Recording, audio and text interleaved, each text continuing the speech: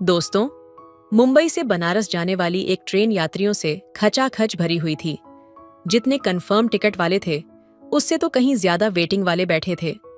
अप्रैल मई का महीना था, बहुत गर्मी थी, लोग बहुत परेशान थे। लेकिन एक लड़का अपने आप को बहुत खुशनसीब समझता है, क्योंकि उसके बगल में दो खूबसूरत लड़कियां बैठी थीं, जो कि अपनी मां के साथ मुंबई से बनारस जा रही थीं। दोस्तों, उसकी जिंदगी का एक सबसे यादगार सफर होने वाला था। उस एक के सफर में क्या कुछ हो जाता है, लेकिन किसी को कुछ खबर तक नहीं लगती। दोस्तों, एक बहुत ही इंटरेस्टिंग कहानी है। आइए जानते हैं पूरी कहानी। दोस्तों, यह कहानी है अप्रैल 2024 की, जब मुंबई के लोकमान्य तिलक से गोरखपुर के लिए ट्रेन रवाना होने वाली थी। ट्रेन संख्या 12,000 से भी ज्यादा की संख्या थी।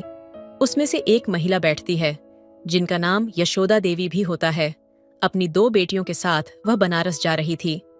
अब दोस्तों, ट्रेन में इतनी भीड़ थी जिसका कोई हिसाब नहीं। जो भी वेटिंग वाले थे, जिनको जहां भी जगह मिला, गलियारे में, फर्श पे, दरवाजे पर, बाथरूम के अगल बगल सब लोग बैठ गए, क्योंकि स्लीपर डब्बे में इन लोगों का टिकट होता है। दोस्तों, कहानी को पूरा सुनिए, बहुत ही इंटरेस्टिंग कहानी है। और चैनल पर पहली बार आए हैं तो चैनल को सब्सक्राइब कर लें। अब वो लोग आते हैं तो उनका टिकट होता है 24 नंबर, जो कि मिडिल सीट होती है, और लोअर सीट एक लड़के का था, जिसका नाम शिवा होता है। वह अपने सीट पर बैठा था। खिड़की के बगल में बैठा था एक और बंदा बैठा था। और तभी यह तीनों लोग आती हैं, यशोदा और उनकी दो लड़कियां। एक का नाम रेखा होता है, जिसकी उम्र 21 साल होती है, और एक का नाम रिया होता है, जिसकी उम्र 18 साल होती है। दोनों लड़कियां बहुत ही खूबसूरत। अब खिड़की के बगल में जो है, वह शिवा बैठा हुआ था। उसकी उम्र भी 24 साल की होती है। तो जब आती है, बैठती हैं, तो दोस्तों, जब 3 लोगों की जगह थी, उस पर 5 लोग बैठ जाते हैं, तो दोस्तों परेशानी होने लगती है। अब जो यशोदा होती हैं, वह शिवा से कहती हैं कि बेटा, आपका कौन सा सीट है? कहता है मेरी यही सीट है। तो कहती हैं कि अगर आप मुझे खिड़की के बगल में आ जाने दोगे, गर्मी बहुत लग रही है, और तो मैं थोड़ी देर बैठ जाऊं तो मेहरबानी होगी। वह देखता है कि अच्छा, इनके बगल में 2 लड़कियां इनकी बैठी हैं। वह फौरन कहता है कि ठीक है आंटी, आ जाइए, कोई बात नहीं। दोस्तों, वह उधर चली जाती है और वह इधर आ जाता है, सीट बदलकर रेखा के बगल में। अब दोस्तों, जब उसके बगल में बैठ जाता है तो रेखा बड़बड़ा है, कहती है कि मम्मी का भी अलग ड्रामा रहता है। पापा कह रहे थे कि ऐसी का टिकट निकाल दूं, तो मम्मी ने कहा कि घुटन होती है, और अब यहाँ पर आई है तो गर्मी लग रही है। अब दोस्तों, कभी वह अपना पैर देखती, कभी उसके बगल में जो शिवा का पैर होता बैठा था उसका देखती, कभी अपना कंधा देखती, उसका देखती। अब वह खिसकने की कोशिश कर रही थी, लेकिन दोस्तों कहाँ जाती खिसक कर, क्योंकि जगह तो थी नहीं। तभी कहती है कि बहुत परेशानी है, इतनी गर्मी है, कैसे पहुंचेंगे बनारस तक। अब दोस्तों, उसके बाद शिवा कहता है कि इस ट्रेन में तो ऐसे भीड़ होती है, हमेशा भीड़ रहती है। एक बार तो मैं बाथरूम में बैठकर चला गया था घर। अब दोस्तों, इतना सुनते ही जो रेखा होती है, कहती है छी भैया, कैसी बात कर रहे हो, बाथरूम में बैठकर चले गए थे, उसमें कैसे बैठकर चले गए? तो कहता क्या करूं, टिकट था नहीं, और जुगाड़ से किसी के पास थोड़ा सा जगह लेकर मैं बैठ गया था, लेकिन बाथरूम जाना पड़ा तो आधे घंटे मुझे वहां तक जाने में लग गए। इतनी भीड़ थी, और जब वहां गया तो मुझे खाली लगा। मैं सोचा चलो यहीं बैठ जाता हूं, तो वहीं बैठकर चला गया। रेखा बोली, भैया बड़ी विचित्र कहानी है, आपकी बात, रूम में बैठकर आप चले जाते हो। अब थोड़ा सा उससे दूर खिसकने की कोशिश करने लगी, लेकिन कहाँ जाती, जगह तो था नहीं। उसके बाद दोस्तों, अब 1 घंटा बीत गया।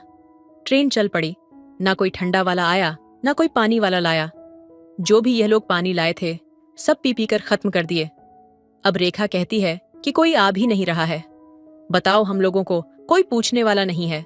तभी दोस्तों, एक छोटे से स्टेशन पर अब गाड़ी खड़ी होती है, और जहां पर ये लोग बैठे थे, तो वहां पर एक इमरजेंसी विंडो थी, जिसका ग्रिल ऊपर करके और उसमें से निकला जा सकता था।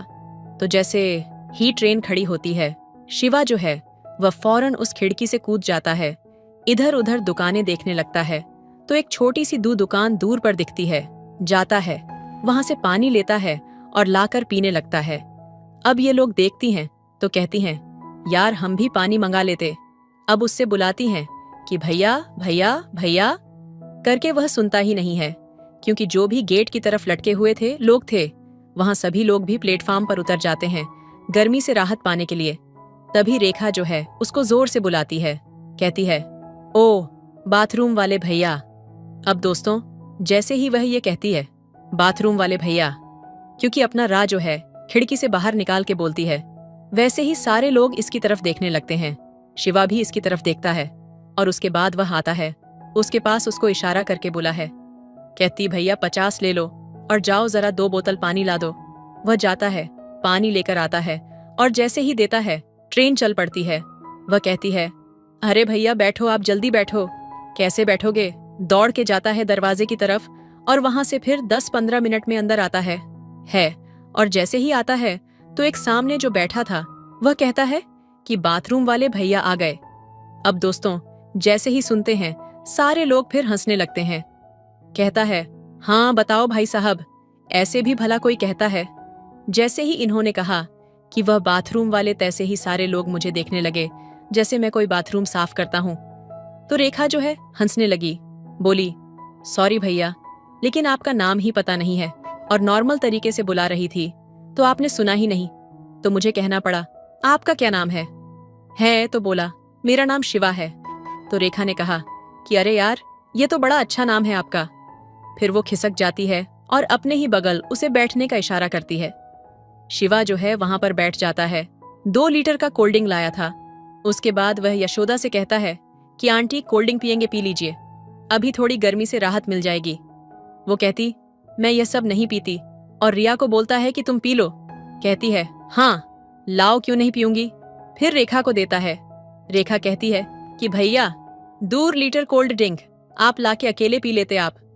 वो बोला, अरे सुबह तक पीता, और वैसे भी कौन सा यहाँ पर मिलने वाला है। फिर सारे लोग हंसने लगते हैं। फिलहाल ऐसे सफर की शुरुआत होती है। अब दोस्तों, ट्रेन धड़ाधड़ चल रही थी। जलगांव आ गया, नासिक आ गया, उसके आगे ट्रेन निकल गई। अब इन लोगों को जो रेखा थी वरिया से कहती है, यार कोल्ड ड्रिंक नहीं पिया होता तो अच्छा होता। अब बता, प्रॉब्लम शुरू हो गई है। उन लोगों को जाना था वॉशरूम, वह बड़बड़ा आती है तो यशोदा से कहती है। मम्मी उठती है और जाकर देखती है कि गैलरी में इतनी भीड़ थी। वह फिर वापस आकर सीट पर बैठ जाती है। अपने मम्मी से इशारा करके कहती है, मम्मी जाना था लेकिन बहुत भीड़ है, कैसे जाऊं। तो शिवा कहता है, क्या हुआ, चले जाओ, लोग उठ जाएंगे, जो भी बैठे हैं आने जाने नहीं देंगे क्या। तो कहती है, भैया कौन किसको कहे, और हम लेडीज हैं, जानते ही हो। तो यशोदा कहती हैं कि भैया अगर तुम चले जाते तो थोड़ी मेहरबानी होती। वो बोलता, हाँ ठीक है चलो। अब दोस्तों, वो आगे आगे जाता है, ये लोग पीछे पीछे जाती हैं और सबको जो गैलरी में बैठे थे, लेटे थे, उनको हड़काते हुए कहता है, वह भाई जरा सिमट ले, जरा खड़ा हो जा, और भाई चारपाई लेकर आ जाता, ऐसे क्यों फैल रहा है। तो इस तरीके से सबको बोलते हुए, सब पर कमेंट करते हुए, और उन लोगों को बाथरूम तक लेकर चला जाता है। बाथरूम में जाता है तो वहां भी सारे बाथरूम बिजी थे। एक खुलता है तो उसमें रिया चली जाती है और रेखा और शिवा जो है वहां पर खड़े रहते हैं। तभी एक लड़का जो था, जो कि दरवाजे पर लोग बैठे थे, वह जो है रिया को घूर रहा था। शिवा उसको देखता है तो बोलता है, क्या भाई इंसान नहीं देखा है, क्या डायनासोर के जमाने से आया है। अब दोस्तों नजरें झुका लेता है। रेखा हंसने लगती है। दोस्तों फिर जो है बाथरूम खाली होते हैं तो ये दोनों चले जाते हैं और उसके बाद फिर सारे लोग वापस आते हैं। और आने के बाद जो है वह रेखा कहती है, मम्मी अगर ये नहीं जाते तो वाकई में हम लोग नहीं जा पाते, वाकई में बहुत भीड़ है। रिया कहकर हंसने लगी कि भैया ने तो एक को ऐसे कहा, एक को ऐसे कहा। फिलहाल दोस्तों अब सारे लोग बैठ गए और रात को 10 बज गए। ये हुआ कि कुछ खाना वाना खा लेते हैं। तो ये लोग रोटी सब्जी लाए थे, रिया, रेखा और उसकी मम्मी जो थी यशोदा। ये लोग अपना निकाल के खाने लगती हैं। कहती, भैया थोड़ा उधर हो जा, जाते तो हम लोग खा लेते। वह खिड़की की तरफ चला जाता है। लोग निकालते हैं तो उससे कहते हैं, भैया तुम कुछ नहीं लाए। तो कहता है कि नहीं नहीं आंटी, आप लोग खा लो। तो रेखा कहती है, अरे हम तुम्हें खिला नहीं रहे, तुम्हें पूछ नहीं रहे हैं, बस ये कह रहे हैं तुम लाए हो कि नहीं। लाए हो तो बोला कि नहीं, मैं लाया तो हूं, लेकिन अब आप लोगों के बीच में कैसे खाऊं। पता नहीं आप लोग खाते होंगे कि नहीं, खाते होंगे तो नहीं। अच्छा लगता। रेखा ने कहा, क्या ऐसा ले आए हो तुम जो हम लोग बीच में नहीं खा सकते? बोला, बिरयानी लाए हैं पैक कराकर, तो चिकन बिरयानी है। तो रेखा कहती है, अरे हम लोग खाते हैं, कोई बात नहीं। मम्मी नहीं खाती है, हम लोग खाते हैं, तो तुम खा लो। मम्मी तू इधर आ। अब दोस्तों वह फिर उधर कर देती है मम्मी को, और फिर ये तीनों लोग एक साथ हो जाते हैं। अब दोस्तों शिवा जो है मुरादाबादी बिरयानी लेकर आया था। जैसे ही खोलता है, उसका पैकिंग करवा के लाया था, पूरा डब्बा महक जाता है। और उसके बाद वह इन लोगों को भी कहता है कि तुम लोग भी खा लो थोड़ा थोड़ा। वह कहते हैं, भैया आप मेरा रोटी लोगे तो हम खा लेंगे, आप पहले रोटी ले लीजिए। इस तरीके से दोस्तों ये लोग खाना खाते हैं, पीते हैं, और उसके बाद फिर जो है सोने की बारी आती है। अब मिडिल सीट जो है इन लोगों का था, एक सीट पी, ये 3 लोग थे, लोअर सीट इसकी थी। तो ये सौदा कहते हैं, भैया एक काम करो, आप जो है बीच वाले सीट पर आ जाओ और हम लोग नीचे बैठकर लौटते पड़ते कैसे भी करके अपना चले जाएंगे। क्या करें, एक ही टिकट है। तो बोलता है, नहीं आंटी, आप आराम से बीच वाले अपनी सीट पर सो जाओ, आपकी तबीयत खराब हो सकती है। हम लोग जो है इस पर चले जाएंगे, और जब जरूरत होगी तो मैं नीचे सो जाऊंगा, फंस पर ही सो जाऊंगा। कोई बात नहीं, ये लोग इसी पर सो जाएंगे। भाई लेडीज है, परेशानी ना हो। उसकी माँ कहती है कि बेटा आपका तो कंफर्म टिकट है, आप कैसे नीचे सो जाओगे? बोला, आंटी आपने सुना नहीं कि मैं बाथरूम में भी चला गया था? फिर एक बार सारे लोग हंसने लगते हैं। अब रिया कहती है, ओहो भैया आपने फिर वही बात शुरू कर दी, अब जो खाए पिए हैं उल्टी करवाओ, गच्छी। तो इस तरीके से बात करते हैं। अब दोस्तों उसके बाद जो है सीट उठाई जाती है, सारे लोग लगभग खा चुके थे, सब अपने अपने सीट पर चले जाते हैं, और रिया जो है वह सीट पर पहले तो आधा लेटती है और उसके बाद पूरा फैल जाती है। और शिवा जो है वह बैठा था, उसके बगल में रेखा बैठी थी। अब दोस्तों धीरे धीरे 12 बज जाते हैं। कुछ देर ये लोग मोबाइल देखते हैं, उसके बाद मोबाइल भी अपना रख लेते हैं, क्योंकि भाई शिवा का तो मन लग नहीं रहा था, उसका दिल कहीं और होता है। धीरे धीरे जो है वह रेखा को झपकी आने लगती है, तो वह शिवा के कंधे पर अपना सर रख देती है और उसके बाद सोने का प्रयास करती है, लेकिन फिर चौंक के अपना सर उठा लेती है। शिवा कहता है, कोई बात नहीं, रख सकती हो, रख लो। अब दोस्तों इत्मीनान से अपना सर रख लेती है और उसके बाद सोने लगती है। और जब शिवा देखता है कि यह सो रही है, तो वह गिरे ना, उसको संभालने के लिए वह जो है पीछे से हाथ ले जाता है और उसके कमर पर हाथ रख देता है, मतलब उसको थामने का प्रयास करता है। तभी जो है रेखा की आंख खुल जाती है। अब आंख खुल जाती है तो दोनों की धड़कनें तेज हो जाती, सांसें तेज चलने लगती हैं। रेखा कहती है कि क्या कर रहे हो आप, ऐसे तो नींद ही नहीं आएगी। शिवा कहता है कि सोना जरूरी है क्या? तो रेखा कहती है कि डर नहीं लग रहा। इतने लोगों के बीच में शिवा कहता है कि डर तो लग रहा है, लेकिन लोगों से नहीं, तुमसे लग रहा है। तो उससे कहती है रेखा कि तुम्हारी हरकतों से तो नहीं लग रहा है कि तुम्हें डर भी लग रही है। दोस्तों फिर वह हाथ उठा लेता है, वहां से हटा लेता है उसके कमर से। वह कहती है, कोई बात नहीं, डरो मत, लेकिन इससे आगे बढ़ो भी मत। वह खुद उसका हाथ पकड़ के अपने कमर पर रख देती है और कहती है, थैंक यू मुझे संभालने के लिए। अब दोस्तों इस तरीके से दोनों बैठ जाते हैं। सारे लोग सो गए, लेकिन ये दोनों जो है आपस में बात करने लगे। क्या काम करते हो, कहाँ रहते हो, कितना पढ़े लिखे हो, घर में कौन कौन है, कितना कमा लेते हो, इस तरह की बातें, धीरे धीरे प्यार भरी बातें दोनों में शुरू हो जाती हैं। अब दोनों के दिल में एक दूसरे के लिए बहुत कुछ उमड़ रहा था। लेकिन दोस्तों अब वह लोग बैठे थे, रिया सोई थी, क्या कर सकते थे ट्रेन के अंदर। अब दोस्तों 2 बज गए। इसी तरीके से फिर जो है यशोदा है वह उठ जाती हैं और फिर वह देखती हैं कि यह दोनों जग रहे हैं, कुछ बातें कर रहे हैं। वह झुक कर देखती हैं, कहती हैं रेखा। दोस्तों रेखा जो है वह सिमट गई, सोने का बहाना करने लगी।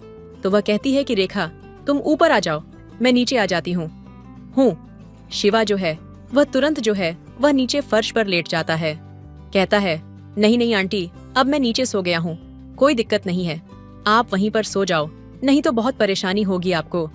दोस्तों वह चाहता था कि रेखा जो है वह उससे दूर जाए, ही ना उसी सीट पर रहे, इसीलिए वह चप्पलों और जूतों पर ही लेट जाता है आनन फानन में, कि ताकि यशोदा को यकीन हो जाए कि हाँ यह लोग सो रहे हैं। अब जब यशोदा उसको देखती है कि हाँ ये सो गया है दोस्तों, फिर वह इत्मीनान से सो जाती है और उसके बाद जो है यह अपना हाथ लटका है और शिवा के हाथ को पकड़ते हुए कहती है, सो गए क्या? शिवा जो है उसका हाथ पकड़ लेता है, कस के कहता है कि कहाँ नींद आ रही है? तो कहती है उठ के बैठो। उठ के बैठता है, कहती है नीचे से बैग निकालो।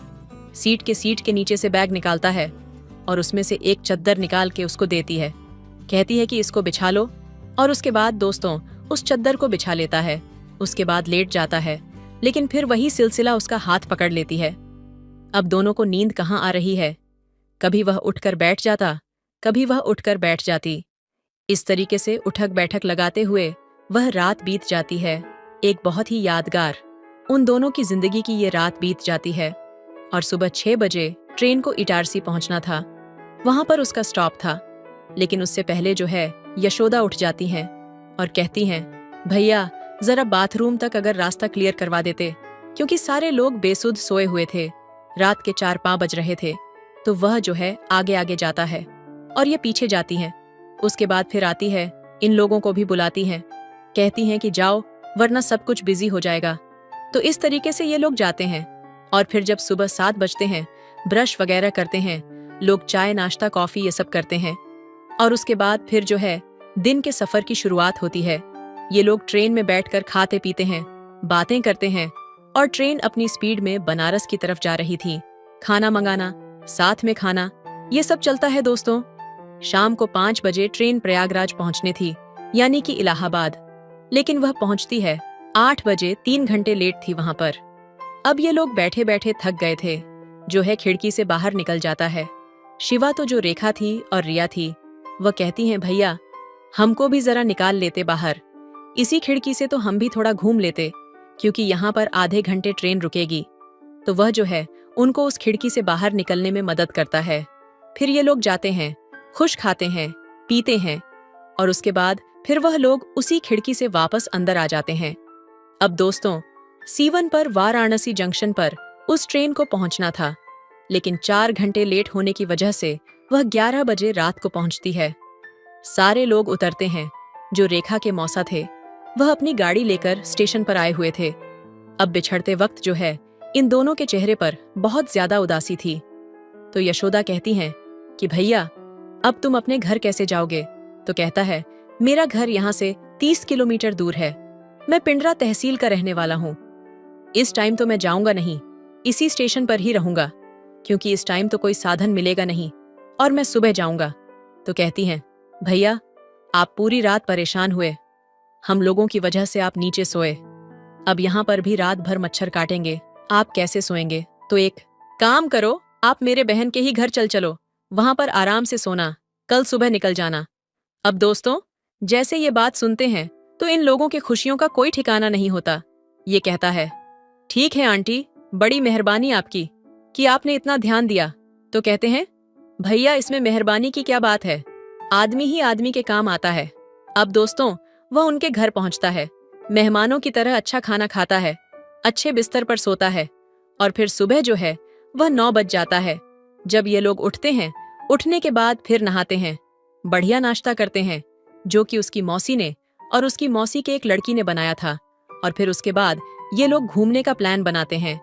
फिर जो है यशोदा कहती हैं, रेखा उसको फोर्स करती है, कहती है जरा रुक जाओ ना, शाम को चले जाना। यशोदा कहती है कि हाँ भैया शाम को चले जाना, चलो हम लोग बनारस जा रहे हैं घूमने, तुम भी चलो, कुछ हमारे साथ घूम लो। बोला, कोई बात नहीं, मैं तो सारा कुछ घुमा हुआ हूँ, लेकिन आप लोगों के साथ घूम लेता हूँ। अब दोस्तों वह दिन भर घूमते हैं और इस बीच में जो है रिया को और उसकी जो मौसी की लड़की थी, इन दोनों को पता चल चुका था कि शिवा में और रेखा में क्या चल रहा है।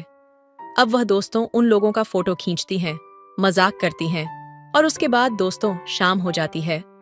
शिवा अपने घर को जाता है। जब जाने वाला होता है तो रेखा की आंखें जो हैं वह आंसुओं से भर जाती हैं। शिवा का भी यही हाल होता है।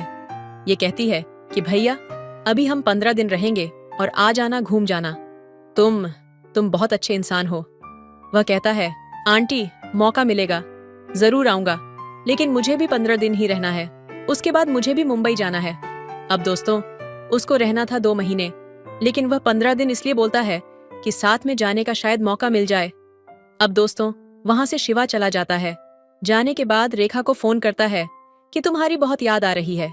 रेखा कहती है फिर छोड़कर चली गए और मुझे भी तुम्हारी याद आ रही है। दोस्तों, 1 हफ्ते बीतता है और एक दिन मोटरसाइकिल लेकर शिवा जो है वहां पर पहुंचता है। उसको देखते ही इन लोगों की खुशियों का कोई ठिकाना नहीं रहता। जो रेखा थी वह दोस्तों जैसे ही मौका मिलता है उससे लिपट जाती है और कहती है बहुत दिन बाद आए। आप कहता है कि मुसाफिर का क्या भरोसा, क्या पता यह मुलाकात अंतिम मुलाकात हो। लेकिन दोस्तों, उसके बाद जो है वह दिन भर रहता है और फिर अपने घर चला जाता है।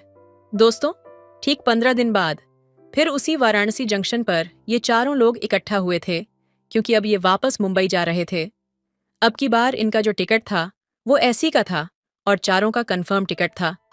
एक बार फिर मौज मस्ती करते हुए ये वापस जाते हैं, मुंबई पहुंचते हैं और उसके बाद से दोस्तों इन दोनों में, रेखा में और शिवा में लगातार फोन पर बातें होती रहीं।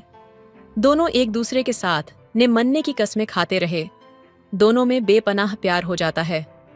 अब दोस्तों दोनों शादी करना चाहते हैं। इस बात को 3 महीने बीत गए हैं। अप्रैल मई में जो कहानी शुरू हुई थी, जो सफर शुरू हुआ था, सितंबर आ गया है।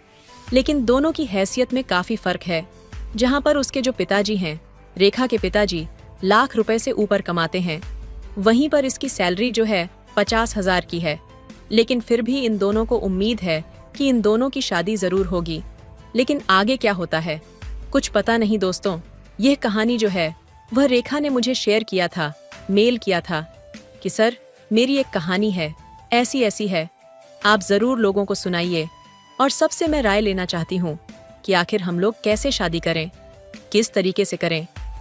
तो दोस्तों, आपके पास कोई आइडिया हो तो कमेंट के जरिए आप जरूर बता दें, उन तक पहुंच जाए। दोस्तों, अगर आपको यह कहानी पसंद आई हो तो वीडियो को लाइक करें और चैनल को सब्सक्राइब करें। एंड बेल आइकन पर क्लिक करें, ONL घंटी को प्रेस करें ताकि जब भी वीडियो डाले नोटिफिकेशन सबसे पहले आपको मिले। मिलते हैं एक और दिलचस्प कहानी के साथ में। धन्यवाद। हेलो दोस्तों, स्वागत है आपका हमारे YouTube चैनल पर। दोस्तों, अगर मेरे चैनल पर नए होंगे तो प्लीज मेरे चैनल को सब्सक्राइब जरूर कीजिएगा। तो चलिए जल्दी से आपको कहानी सुनाते हैं। उस रात रोहित मेरे कमरे में आया और बोला, मैम साहब खाना लगा दूं क्या? मैंने कहा मुझे अभी भूख नहीं है। फिर मैंने बोला, रोहित मेरा एक काम करोगे? रोहित बोला, बिल्कुल करेंगे मैम साहब। मैंने कहा, रोहित मेरी तबीयत ठीक नहीं लग रही, थोड़ा तेल गर्म करके लाओ और मेरे हाथ पैर दबा दो और मालिश भी कर देना। रोहित बोला, ठीक है मैम साहब, हम तेल गर्म करके लाते हैं। मैं उस समय गाउन पहने हुए थी और बिस्तर पर लेट गई। रोहित 5 मिनट में तेल गर्म करके कमरे में आ गया और वहीं खड़ा हो गया। मैंने अपना गाउन घुटनों तक उठा लिया और कहा, रोहित मेरे पैरों पर तेल लगाकर मालिश कर दो। रोहित, जी मैम साहब, कहकर मेरे पैरों पर तेल की मालिश करने लगा। मैंने जानबूझकर अपना गाउन ऊपर उठा लिया ताकि रोहित को अपना जलवा दिखा सकूं। रोहित मेरे पैरों की मालिश करते हुए मेरी टांगों को देख रहा था। उसकी उंगलियों की पकड़ पहले से भी ज्यादा तेज हो गई। फिर मैंने पलट कर बोला, रोहित मेरी पीठ की भी मालिश कर दो, बहुत दर्द हो रहा है। वह थोड़ा हिचकिचाया और बोला, मैम साहब मैं ये नहीं कर सकता। मैंने कहा, रोहित देखो, तुम्हें शर्माने की कोई जरूरत नहीं है। मैंने तुम्हें काम पर रखा है और इस मालिश के पैसे मैं तुम्हें अलग से दूंगी ताकि तुम्हारा घर अच्छे से चले। रोहित ने मेरी पीठ पर मालिश शुरू कर दी। मैंने दीवार पर लगे शीशे में देखा कि वह अब मेरे बदन को देख रहा था। मैंने कहा, रोहित मेरे पीठ पर अच्छे से मसाज करो। वह कांपते हुए हाथों से मेरी पीठ की मसाज कर रहा था। उसके हाथ बहुत ज्यादा कांप रहे थे।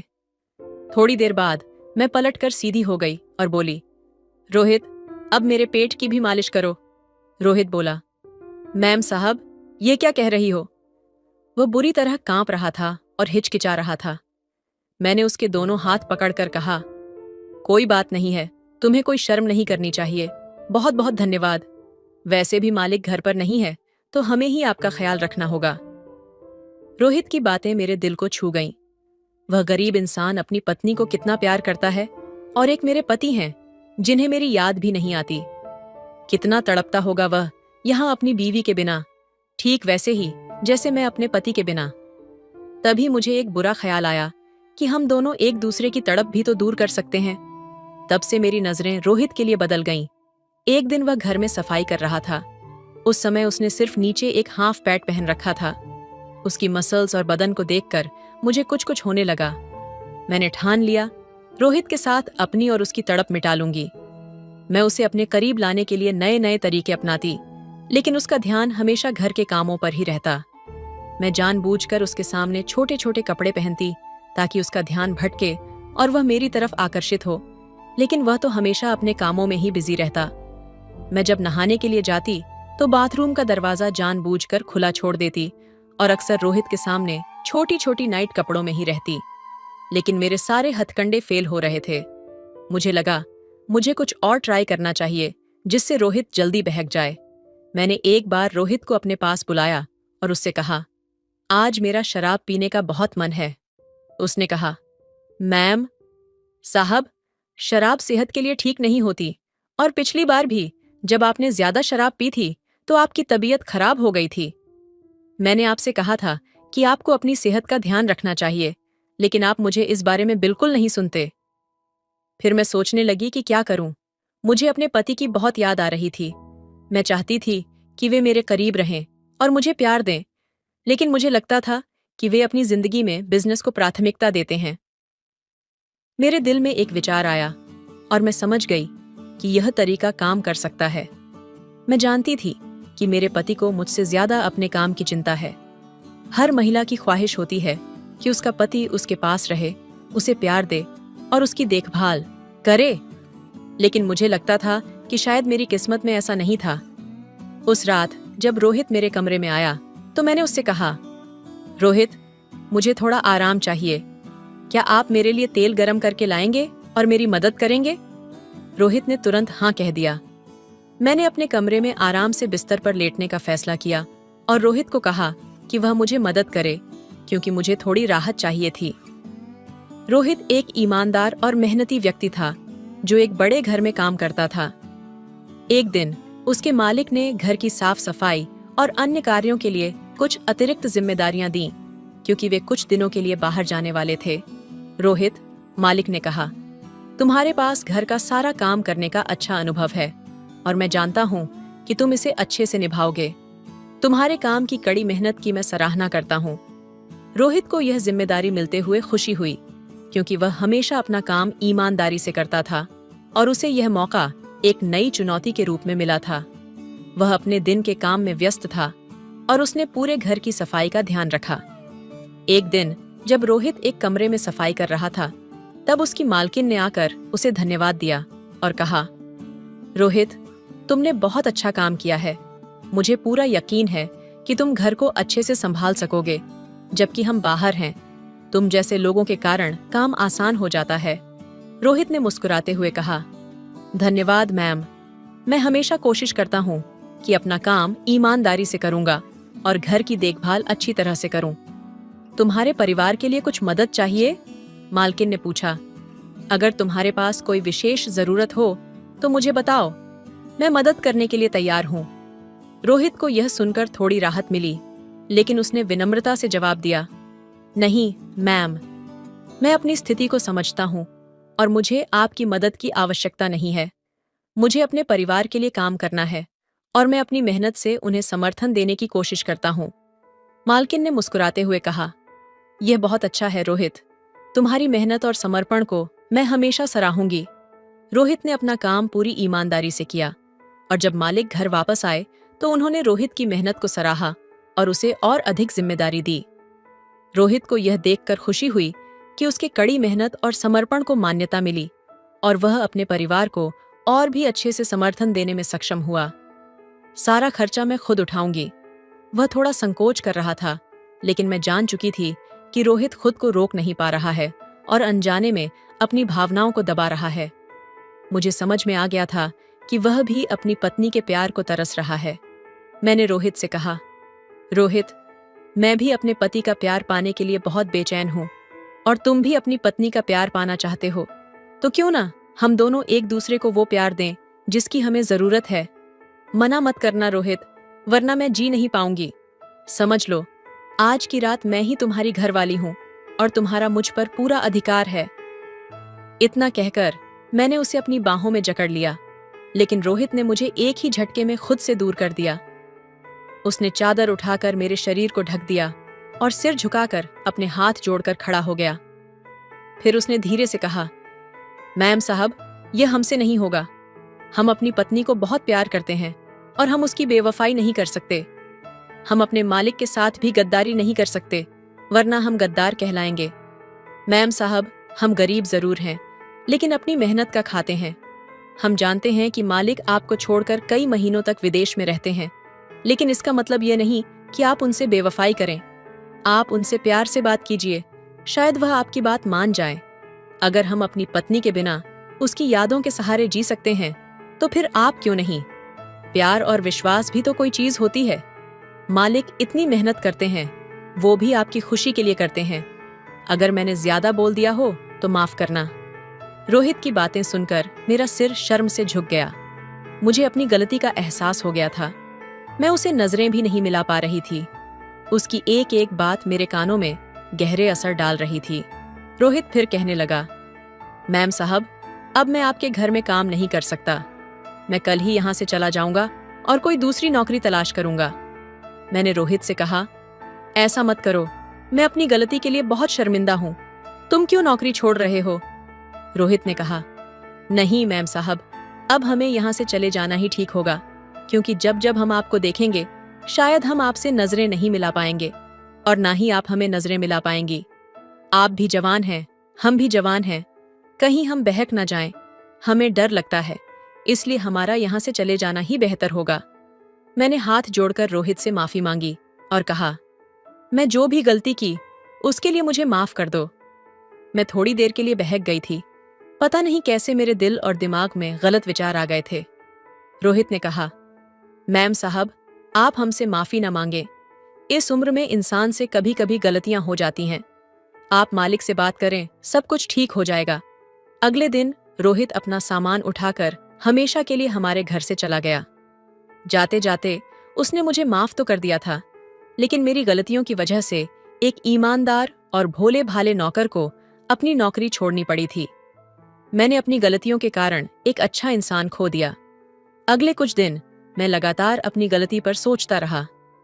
रोहित की अच्छाई, उसकी ईमानदारी और सच्चाई को देखकर मुझे यह एहसास हुआ कि एक आदमी केवल अपनी मेहनत और ईमानदारी से ही किसी काम में सफलता हासिल कर सकता है, लेकिन कभी कभी दूसरों की छोटी सी गलती या गुस्से का शिकार बन जाता है।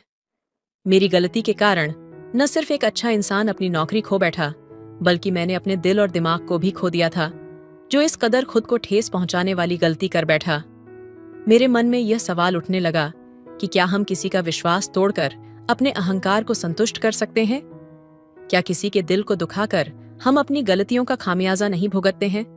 मैंने महसूस किया कि रोहित का मुझसे जाना सिर्फ एक नौकरी का नुकसान नहीं था, बल्कि मुझे आत्ममूल्य और इंसानियत की परिभाषा सिखाने वाला एक पाठ था। कुछ दिन बाद मैं खुद को कड़ी मेहनत में व्यस्त रखने की कोशिश करने लगा, ताकि इस गहरे नुकसान से उबर सकूं। लेकिन एक दिन जब मैं अपने कमरे में बैठा था, अचानक मेरे फोन पर एक मैसेज आया। वह मैसेज रोहित का था। मैम साहब, मुझे सब समझ आ गया है। हम सभी इंसान हैं और गलती करना स्वाभाविक है। मैंने जो किया वह भी मेरी एक छोटी सी प्रतिक्रिया थी। मैं जानता हूं कि आप कभी जानबूझकर ऐसा कुछ नहीं करना चाहती थीं। आप मेरी चिंता न करें, सब ठीक रहेगा। अगर मौका मिला तो फिर से काम करने आऊंगा। मैंने आंखों में आंसू महसूस किए। रोहित ने जिस तरह से मुझसे माफी मांगी, वह मुझे और भी अधिक आत्मग्लानि से भर गया। मैंने सोचा, क्या मेरी गलती उसे इतना चोट पहुंचा सकती थी कि उसने अपनी अच्छाई और माफी का रास्ता चुना? उसने मुझे सीख दी थी, पर अफसोस, ये सब मुझे तभी समझ आया जब वह मुझे छोड़ चुका था। उस दिन मैंने मन में ठान लिया कि अब से मैं अपनी हर गलती पर आत्मनिरीक्षण करूंगा और जितनी जल्दी हो सके उसे सुधारने की कोशिश करूंगा। मुझे अब यह एहसास हो गया था कि हम केवल अपनी गलतियों से नहीं, बल्कि उन्हें सुधारने की हमारी कोशिशों से बड़ा बन सकते हैं। और सबसे महत्वपूर्ण बात, मैंने सीखा कि किसी के दिल को दुखाने से ज्यादा नुकसान खुद को होता है, क्योंकि यह हमारे अंदर की इंसानियत को खत्म कर देता है। रोहित की माफी ने मुझे न केवल अपनी गलती पर पछताने का एहसास कराया, बल्कि यह भी बताया कि ईमानदारी, सच्चाई और माफी की ताकत बहुत बड़ी होती है। रोहित के जाने के बाद मेरे दिल में गहरे खालीपन की एक खाई बन गई थी। मुझे यह महसूस हुआ कि मैं उसे सही तरीके से समझ नहीं सका था। दिन बीतते गए, लेकिन उस खलिश को मिटाने का कोई तरीका मुझे नहीं मिल रहा था। मैं अपने की पर अफसोस तो कर रहा था, लेकिन दिल के किसी कोने में यह ख्याल भी आता कि क्या सच में मुझे इतनी गहरी माफी की जरूरत थी? क्या मेरी गलती इतनी बड़ी थी कि मैंने एक सच्चे इंसान को अपनी दुनिया से बाहर कर दिया? मैंने खुद को समझाने की बहुत कोशिश की, लेकिन मेरी नासमझी और आक्रोश ने मुझे बार बार चुप कर दिया। रोहित ने मुझसे माफी मांगी थी, पर उसकी वो माफी मुझे कचोट रही थी। अगर वह मुझसे माफी न मांगता तो क्या तब भी मैं इतना ही शर्मिंदा महसूस करता? यह सोचने पर मेरी मानसिक स्थिति और भी बिगड़ने लगी थी। मुझे यह एहसास हुआ कि सच्चाई और ईमानदारी की बात करना बहुत आसान होता है, लेकिन जब वह खुद आपके सामने आकर किसी और के रूप में सामने खड़ा होता है, तब उसे खो देना एक अलग ही दर्द होता है। मैंने कोशिश की, पर कोई रास्ता नहीं मिला। जितना मुझे अफसोस था, उतना ही मैं खुद को दोषी ठहराने में उलझता जा रहा था। अब मेरा दिल यह सोचने से थक चुका था कि क्या रोहित लौटेगा? क्या वह कभी मुझसे फिर से वह विश्वास करेगा जो मैंने उस पर खो दिया था? मेरी जिंदगी में कोई दिशा नहीं थी, क्योंकि हर कदम पर मुझे सिर्फ यह महसूस हो रहा था कि मैंने किसी अच्छे इंसान को खारिज कर दिया था और अब मैं अकेला था। मेरे अंदर गहरी खिन्नता और खुद से नफरत ने घर बना लिया था। मैंने महसूस किया कि अब मेरे पास कुछ भी नहीं बचा। मेरी इज्जत, मेरी गलती और मेरी कमजोरियां मुझे अंदर से खत्म कर रही थीं। मैं इस सोच में डूबा हुआ था कि शायद मुझे खुद को सुधारने की जरूरत नहीं थी, बल्कि मुझे अपने भीतर के अंधेरे को स्वीकार कर लेना चाहिए था। हो सकता है कि मैंने जो किया वह मेरे चरित्र का हिस्सा था, और कभी न कभी इंसान अपनी सबसे बड़ी गलतियों को खुद से ही जोड़ लेता है। रोहित के जाने के बाद मैंने सोचा, क्या इंसान कभी पूरी तरह से अच्छा या बुरा हो सकता है? उस दिन मुझे यह समझ में आया कि हमें सच्चाई का पालन करना चाहिए, पर कभी कभी सच का पालन करने से भी हम खुद को और दूसरों को गहरे घाव दे सकते हैं। ये घाव समय के साथ भरते नहीं हैं, और कभी कभी वह घाव हमें जीवन भर सताते रहते हैं। तो दोस्तों, यह थी आज की कहानी। आपकी क्या राय है इस कहानी पर? कृपया कमेंट में जरूर बताएं। वीडियो पसंद आया हो तो लाइक करें, शेयर करें और सब्सक्राइब करें। धन्यवाद।